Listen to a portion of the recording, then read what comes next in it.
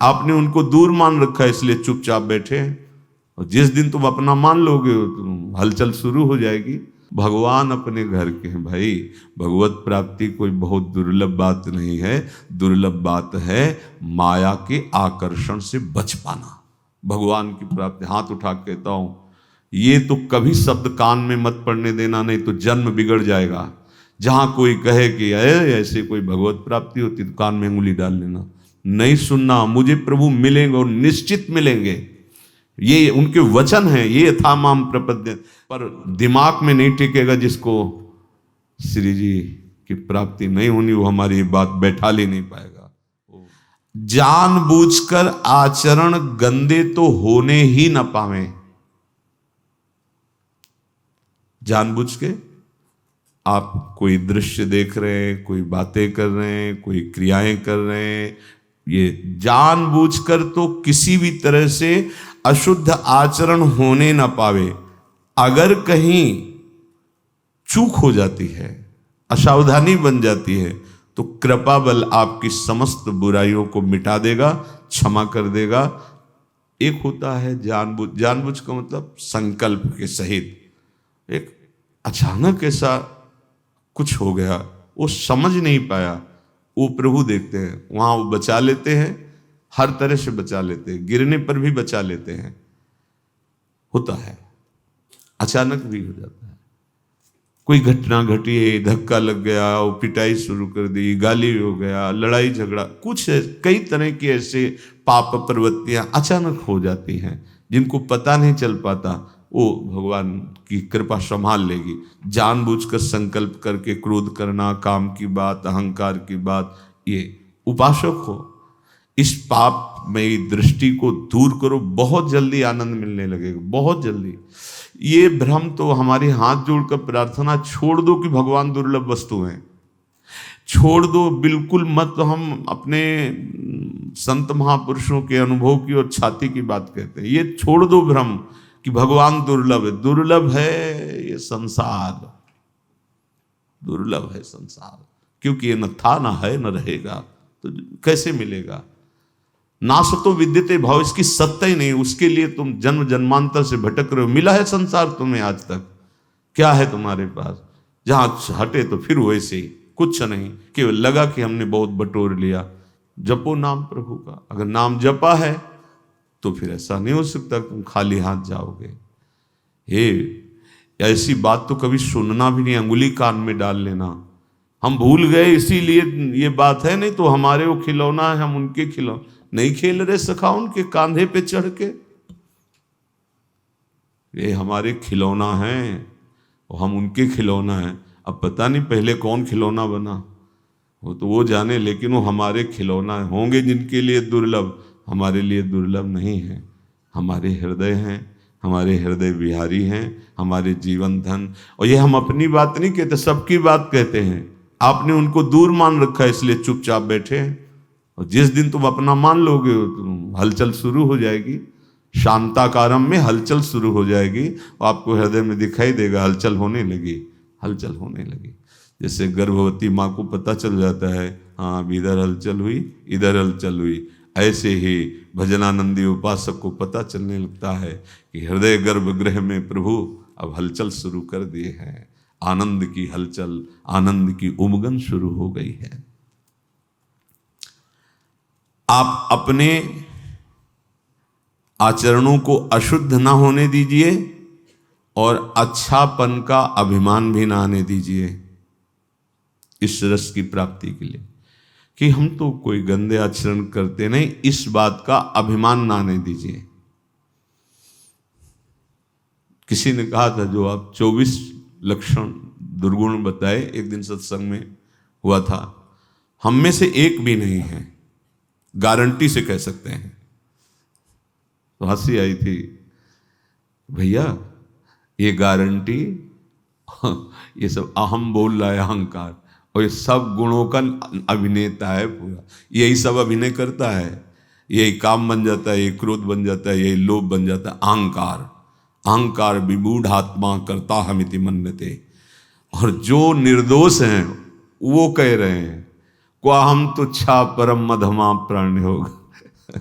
बहुत विचित्र खेल, बहुत सावधान। अशुद्ध आचरण अर्थात पापाचरण करना नहीं, अच्छे आचरणों का अभिमान नहीं करना, क्योंकि गुरु प्रदत्त होते हैं। आराध्य देव की कृपा से दैवी संपदा का अवतरण हृदय में होता है। आपको प्रयास करना है प्रभु के नाम जप का, चिंतन का। अशुद्ध आचरण करना नहीं, शुद्ध आचरण का अभिमान नहीं आने देना, और हमारा सारा का सारा प्रयास प्रयत्न प्रभु के चिंतन करने का है, प्रभु के स्मरण करने का है। अनन्य चेता बनने में देर नहीं लगेगी। ओ अनन्य चेता सततम यो माम स्मृति नित्यसा तस्याहम सुलभा पार्थ नित्य युक्त योगिना। आप भाव करके देखो, भगवान की प्राप्ति दुर्लभ है। भगवान अपने घर के हैं भाई।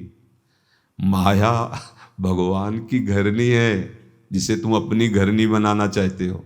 कभी नहीं बना पाया कोई और न बना पाओगे। मायापति सिर्फ भगवान है, दूसरा कोई नहीं। और आप सब माया को अपनी घरनी बनाना चाहते हो, नहीं स्वामी बनना चाहते हो ना माया के। कौन हो? भगवान अपने घर के हैं भाई। भगवत प्राप्ति कोई बहुत दुर्लभ बात नहीं है। दुर्लभ बात है माया के आकर्षण से बच पाना। भगवान की प्राप्ति, हाथ उठा के कहता हूं, ये तो कभी शब्द कान में मत पड़ने देना, नहीं तो जन्म बिगड़ जाएगा। जहां कोई कहे कि ऐसे कोई भगवत प्राप्ति होती, तो कान में उंगली डाल लेना, नहीं सुनना। मुझे प्रभु मिलेंगे और निश्चित मिलेंगे, ये उनके वचन हैं। ये था माम प्रपद्य। गोस्वामी जी बहुत सुलझे हुए महापुरुष हैं, तुलसीदास जी महाराज। इसमें हमें ये बताओ कि इसमें क्या शब्द कहा है। पहला शब्द है बिगड़ी जन्म अनेक की। समझ में आ गया? अब ही सुधरे आज, ये भी बस समझ में, आज अभी सुधर जाएगी। क्या कह रहे हैं? हो ही राम को। बस इतने में रुक जाओ, इतने में तुम्हारी बिगड़ी संभल गई, तुम्हें भगवत प्राप्ति हो जाएगी। चाहे जितने जन्म तुम बिगाड़ किए हो, तुम्हें भगवत प्राप्ति कितने में हो जाएगी। गोस्वामी जी बोल रहे हैं, बोले अभी हृदय में स्वीकार करो कि हे प्रभु मैं आपका। गोस्वामी जी कोई साधन ही आप बता रहे हैं। अब जितनी श्वासें और जीवन बचा है, तो नाम जप, काम तो यहां हो गया।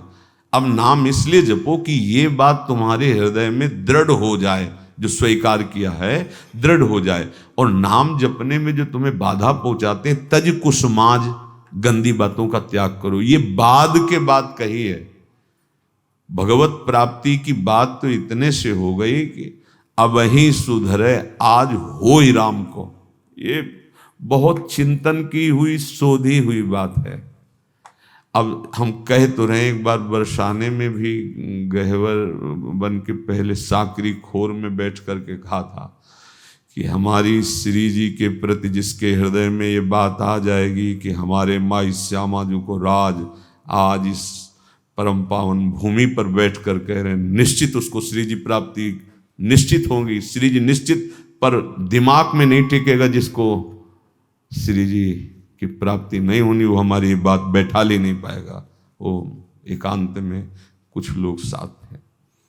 ये हम कोई प्रवचन नहीं कर रहे, हम हृदय खोल के आपके सामने रखते हैं। हमें कोई परवाह नहीं इस बात के लिए कि दुर्लभ वार, दुर्लभ समय है, दुर्लभ बात को पकड़ लो। कोई साधन बल नहीं तुम्हें पहुंचा सकता प्रभु के पास।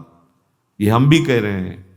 एकमात्र आश्रय बल आज तक जिसको कभी भी कहीं भी भगवत प्राप्ति हुई, वो अपने साधन बल से जब हार करके पुकारा है तो भगवान मिल गए। तो ये तुम्हारे है ही क्या साधन है? तुम क्यों नहीं हार जाते?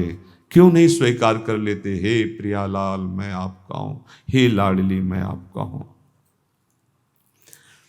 अनन्य चेता वही हो जाता है। कौन? हमको अपनी तरफ से बुरे आचरण करने नहीं है।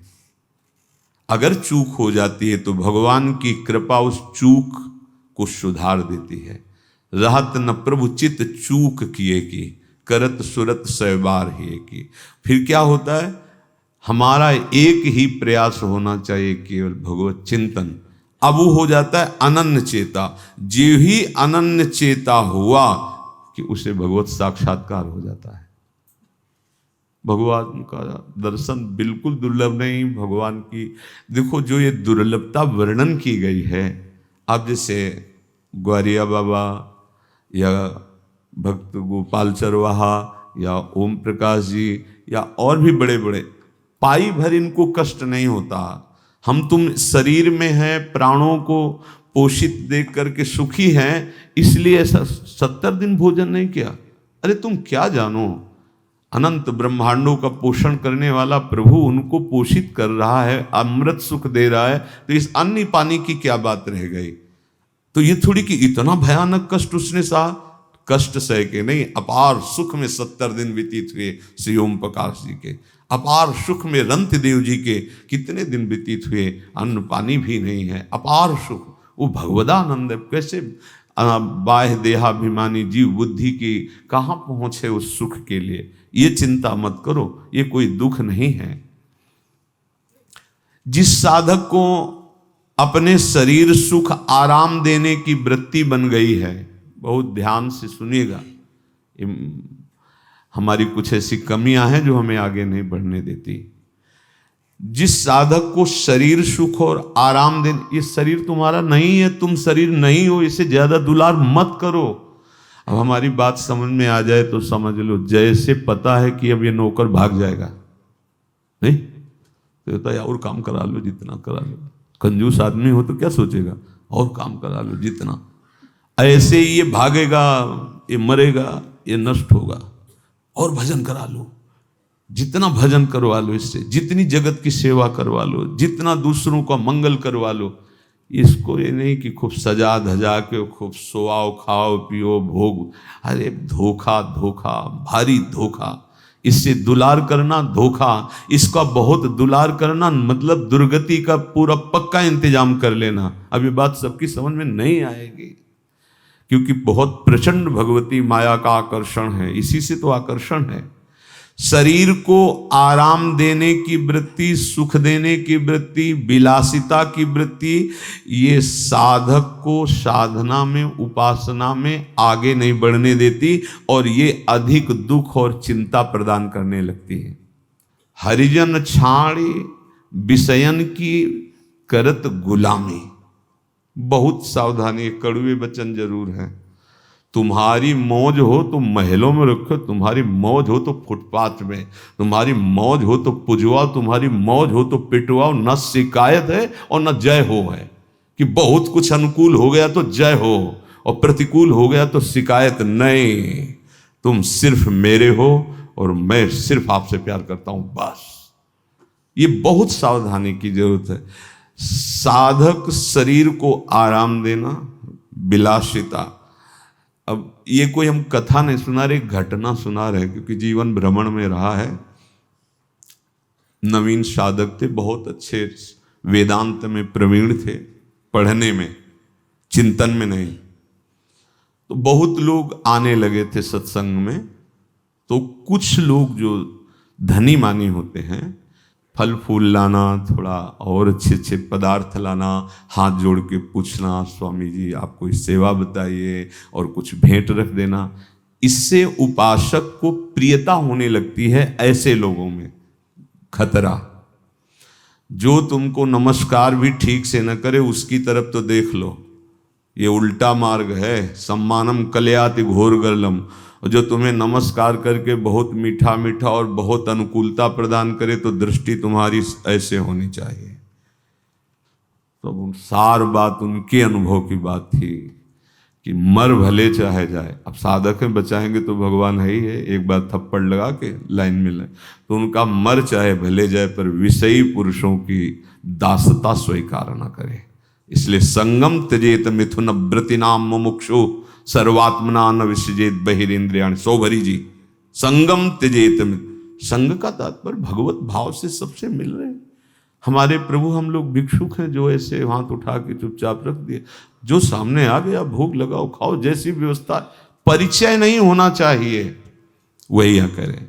यदि तुम्हारे को शरीर को आराम देने की, भोग विलासता की, अच्छे अच्छे की, ये सब अभ्यास पड़ गया तो काशी में एक संत रहते थे, बट वृक्ष के नीचे 80 घाट से कच्चे घाट की तरफ रहते थे। तो अपने को बहुत ये सब आनंद इसलिए मिला कि एकदम फक्कड़ स्वभाव। तो गए तो उनको कई दिन देखा, वो बट वृक्ष के नीचे, दिन में तो गायब रहते थे जहाँ भी, रात्रि में बट वृक्ष के नीचे आ जाते थे। तो सर्दी का समय था और ये युगल किशोर भी जानते जो यहाँ वाक़ई रहे हैं, ये उनको एक बहुत महंगा साल किसी ने उड़ाया था। महंगा, काशी तो धनियों की नगरी, तो ऐसे ओढ़े रहे रात भर और दिन जहाँ सुबह हुआ तो वहीं छोड़ करके अपना दिन में गायब हो गए। शाम के फिर है तो ऐसा महंगा साल कहाँ रखा है, फिर अपने उघार बैठे। संतों की मौज होती, कभी भगवान साल दुसाला उड़ा दिए, कभी फटा कम्बल, कभी ऐसे ही आसक्त चित्त नहीं कि अमुक ने इतना सुखद व्यवस्था कर दी तो उसके प्रति प्रभावित हो जाना, ये तभी हमारे अंदर प्रेम रस का प्रादुर्भाव नहीं हो जाता। क्योंकि अन्य आश्रय, अन्य चाह, अन्य भरोसा। फिर सुन लीजिए, साधक को शरीर को आराम देने की प्रवृत्ति, सुख देने की प्रवृत्ति और विलासिता, ये दुख और चिंता प्रदान करेगी, भजन को रोक देगी। अपने लोगों की जो हृदय में करुणा वृत्ति होती है वो किसी एक पर नहीं होती है। सर्वे भवन्तु सुखिनः सर्वे सन्तु निरामया। आप भोजन दे रहे हो और वो भोजन छीन रहा है, लेकिन हमारे हृदय से यही निकलेगा कि जैसे आपका मंगल हो तैसे भगवान उसकी बुद्धि शुद्ध करें और उसका मंगल हो। सर्वे भवन्तु सुखिनः, एक पक्ष आ गया, फंस गए, ममता कर लिए, आसक्ति कर लिए, आपकी गति बिगड़ जाएगी। बहुत सावधानी का ये परमार्थ का विषय है। जब हम शरीर सुख और विलासिता में उतरते हैं तो भारी ये चार बातें उत्पन्न हो जाती हैं। ये भोग सत्य है ऐसा लगने लगता है। देखो, ये भोग सत्य है ऐसा लगने लगता है, और ये बहुत ही प्रिय है, रमणीय है, उसको भोगने की बहुत प्रियता जागृत हो जाएगी, और ये हमें बहुत सुख प्रदान करता है। और चौथा, घोर प्रबल आसक्ति। ये चार चीजें, दुर्गति पक्की हो जाती है। कोई भी भोग, विलासिता, ये चार प्रभाव डालती। भगवान कह रहे हैं इनकी सत्ता नहीं, दुखालयम अशाश्वतम। देखो, उल्टी बुद्धि हुई। जो अशाश्वत भगवान कह रहे हैं कि ये है, तो हमें क्या लगने लगता है ये सत्य है। देखो, संसार में यही हो रहा है, ये सत्य है। दूसरा क्या, रमणीय, बहुत भोगने में सुख मिलता है, बहुत, मतलब अब इसके भोगे बिना हम रह नहीं सकते। और तीसरा, चरम अवस्था का सुख यही है, भगवान भी अगर हो तो प्रसन्न हो तो यही हमें दे दें। और चौथा, आसक्ति, प्रबल आसक्ति, प्रबल आसक्ति। मर सकते हैं पर इससे दूर नहीं रह सकते, ऐसे भोग प्रबल हो जाते हैं। तो उपासक को परम सुंदर, परम सुखदायक, नित्य सच्चिदानंद में प्रभु से प्रेम करना है। तभी हमारा ये आवागमन, तभी दुख, चिंता, शोक, नाना प्रकार की विपत्तियों से हम बच पाएंगे। इसलिए बहुत सावधान रहें शरीर की विलासिता से। अब आगे की बात कह रहे हैं, साधक बोलने में चूक ना करे। अगर बोलने में सावधानी नहीं करेगा, सावधानी नहीं रखेगा, तो जबान से जो भजन होता है उसका प्रभाव रुकने लगेगा और आपका मन भजन से हटने लगेगा। पहली सावधानी, पहला नियम लो कि हमको बहुत बोलना नहीं है। बस भाई भाई हर समय लगे रहना, वही प्रपंच की बातें। पहला संयम वाणी का लो, हमें बिना किसी विशेष कारण के बोलना नहीं है। और ये ज्यादा परेशानी इसमें नहीं पड़ेगी यदि नाम जापक हो। अब एक बार बताया था पीछे कि अब सबको अलग अलग अनुभव होते हैं ना, अलग अलग भजन का। जैसे अपने गुरुदेव भगवान ने बताया था संन्यास मार्ग में कि निरंतर मंत्राकार वृत्ति करने के लिए ये जिह्वा का अग्रभाग, तालू और दांत के सब जहाँ जोड़ है वहाँ, जैसे ऐसे, मतलब वो तो अंदर का विषय है ना, नीचे की तरफ होगा तो विषय चिंतन होगा पक्का। आप देखना जब विषय चिंतन हो रहा होगा तो जिह्वा का अग्रभाग नीचे के दांतों की तरफ होगा और ये मुद्रा आ जाती है। मंत्र का हल्का सा होता है, अब बोलने की हिम्मत ही नहीं पड़ेगी। कोई बात करना चाहेगा तो आप मुंह फेर के जाना, क्योंकि जब तक हटाओगे नहीं, जिह्वा का अग्रभाग तालू और ऊपर के दांत के जहां से ज्वाइंट है, ऐसे ये मुद्रा देखना भजनानंदी महात्माओं को, या तो वो उपांशु में अगर वाचिक नाम जप रहे तो ऐसे चलता मिलेगा, और जो थोड़ा अंतर की तरफ, और आप हमारे गुरुदेव भगवान को देखना तो यहाँ हिलता नजर आएगा, यहाँ हिलता, देखा है आप लोग, हिलता नजर, जब कभी जैसे चार लोग कोई बात करने लगे तो यहाँ एकदम उन्हें तो शांत अंदर मानसिक, अगर जरा सा हुआ तो इतने सावधान, यहाँ से चलने लगता है। अब आपका मंत्र चल रहा है तो आपको बोलने की हिम्मत ही नहीं होगी। जब बोलने का आएगा तो एक मन से अब उसको हटाना पड़ेगा ना, जिह्वा का अग्रभाग नीचे, तभी तो बोल पाओगे। तो व्यर्थ की बातें अपने आप बंद हो जाएंगी। दूसरी बात, अगर बोलना है तो पहले ये देख लेना है कि हमारी इस वाणी में किसी की निंदा तो नहीं हो रही है। कभी कभी प्रशंसा करते करते निंदा हो जाती है, यार बहुत अच्छे वो साधक हैं, बहुत अच्छा, मतलब क्या उनकी दिनचर्या ऐसा ऐसे ऐसे, और भी हमने देखा है उनका ना, बस ये और वो, यहां तक तो ठीक था, इसके आगे जो हुआ तुम्हारे सुकृत नष्ट करने वाला हो जाएगा। वाणी, पहली बात तो हमको ज्यादा बोलना नहीं है, उचित बोलना है, उसमें देखना किसी की निंदा तो नहीं हो रही। जैसे यार बहुत बढ़िया पोशाक ठाकुर जी की है, और वहां जब गए ना, देखा ना, अरे अपने ठाकुर जी की पोशाक के आगे कुछ नहीं थी, मर गए तुम, क्या कर डाला, तुम्हारी तो ठाकुर थे, एक जगह प्रशंसा कर दी, एक जगह निंदा कर दी। प्रशंसा में दोष नहीं है, किसी की प्रशंसा करना और अपनी निंदा सुनना, ये दोनों निर्दोष हैं। लेकिन दूसरे की निंदा करना और अपनी प्रशंसा करना, ये बड़ा दोष है।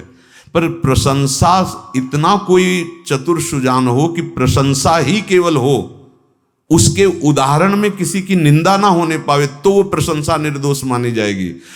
वाणी को बहुत संभाल के साधक, बहुत संभाल के, तो पहली बात तो है कि हमें अधिक बोलना नहीं। दूसरी बात यह है कि अगर हम कहीं बोले तो कभी किसी की किसी भी प्रकार से निंदा नहीं होनी चाहिए। दर्शन करने गए वो तो ठीक ही था, लेकिन बगल में जो हमने देखा भाई, हमको तो मतलब अब शुरू गए थे अपने पाप मोचन करके भगवत विग्रह के दर्शन करने, और अगल बगल के दृश्यों को देखकर निंदा कर डाली, सब खो डाला। बहुत संभल के, और ये दोष तुम्हें समझ में नहीं आते कि हमसे दोष हो रहे हैं और आप कर बैठते हैं।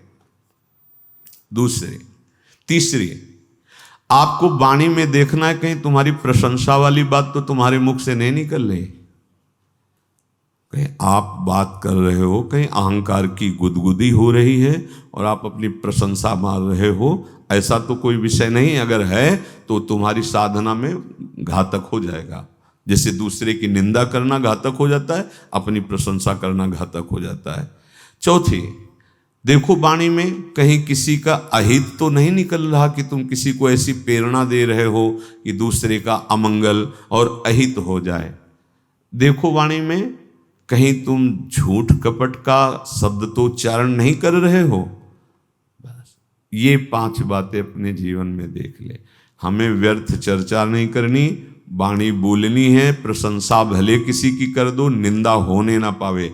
अपनी प्रशंसा अपने मुख से कभी ना करें, दूसरे का किसी भी तरह से अहित करने वाली षड्यंत्र वाली वाणी ना बोले, कभी झूठ का आश्रय न ले, व्यर्थ चर्चा ना करें।